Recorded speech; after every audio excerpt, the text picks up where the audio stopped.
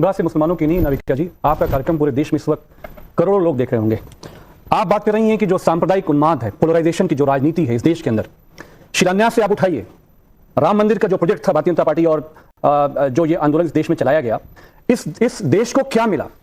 आखिर में supreme court के मामले में इस देश के हिंदुओं ने, मुसलमानों ने मिलकर और विशेषकर मुसलमानों ने मिलकर आगे बढ़कर अपने देश के हिंदू भाइयों के लिए, सौहार्द के लिए, आइडिया ऑफ इंडिया के लिए, भाईचारे के लिए हमने कहा ठीक है, अगर इससे इस मुल्क में अमन आता है तो जो सुप्रीम कोर्ट कहेगी, एक ईटा पूरे देश में, एक नाराजगी का इजहार, एक प्रेस नोट पूरे देश में मुसलमान जारी नहीं करेंगे।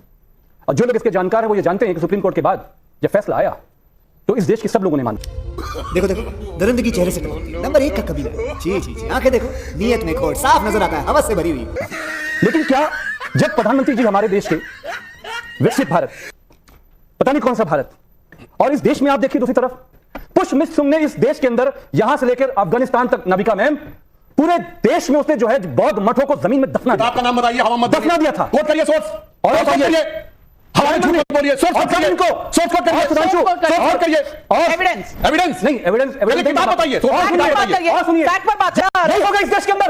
मैं सुधांशु जी से पूछता हूं, प्रधानमंत्री जब ये कहते हैं कि हम इस देश को दुनिया में आगे ले जाना चाहते हैं, दुनिया में हम नेता बनाना चाहते हैं, आप नेता नहीं, इस देश को आग लगाकर खाक कर देना चाहते हैं। अब मैं बताता हूं सरेआम कैसे झूठ बोलता है कोई व्यक्ति दिखाई पड़ रहा है। अभी वारिस पठान ने बोला, देखिए अमीर जमाई जी ने आए बाएं साएं बोला, अभी उसका पहला प्रमाण ये कह रहे हैं मुसलमानों ने बड़ा उदार हृदय दिखाया और सुप्रीम कोर्ट को स्वीकार किया। भैया कान में तेल डाले बैठे थे वारिस पठान, तो बोले ताक कयामत बाबरी मस्जिद रहेगी और हम हमेशा मानते हैं। फिर भाई एक तरफ ये बोला, दूसरी तरफ ये बोला, सरेआम झूठ इसे कहते हैं। अब आइए आपने इस प्रकार की बात कही कि बौद्ध धर्म को नष्ट किया गया, तो मेरे बात आप नहीं बता पाए, मैं किताब का नाम बता रहा हूं। अरे भाई अभी तो मत बोलिए, आप बोल चुके हैं रोमिला थापा से लेके किताब कोट कर दूंगा, आप किताब कोट करो।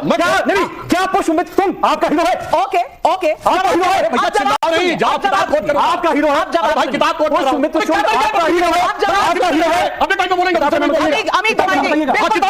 बताइए। किताब का नाम है अशोकावदान, जो अशोक की ऑटोबायोग्राफी है। मैं भाई कान खोल के सुन, अशोक हुआ 263 ईस्वी में, पुष्पमित्र हुआ 182 ईस्वी में। 90 साल के बाद अशोकावदान में पुष्पमित्र का उल्लेख कैसे आया? जैसे 2000 साल बाद कोई कहे गांधी की ऑटोबायोग्राफी, मोदी का उल्लेख। अब सुन रही है, सुनिए, अब सुनो कान खोल के।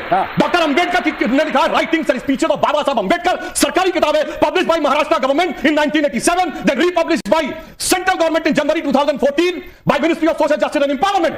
सुना उसमें है chapter number 9 decline of Buddhism, page number 229, उसके लास्ट पैराग्राफ में लिखा हुआ है there is no doubt about it that the destruction of Buddhism was done by the invasion of मुसलमान। नरेंद्र मोदी के खुद नरेंद्र की ताकत में आते हो, माइनॉरिटीज पे हमला करते हो, चाहे वो जैन हो, सिख हो, मुसलमान हो, यही इतिहास है। अभी भी कहता हूँ सुधर जाओ। चलो हिंदू मुस्लिम की बात अलग है, सुनो। अरे भाई सुनो, जहां सिर्फ मस्जिद धमाके करने क्यों गया? पेशावर धमाके करने, अफगानिस्तान धमाके क्यों होते? बताओ सीरिया में धमाके करते, हमला किया, मस्जिद में धमाके क्यों करते हैं? जाओ मत करो, चूना करते हैं, सोच के नहीं पता था। अभी मजा आएगा ना भिड़ो।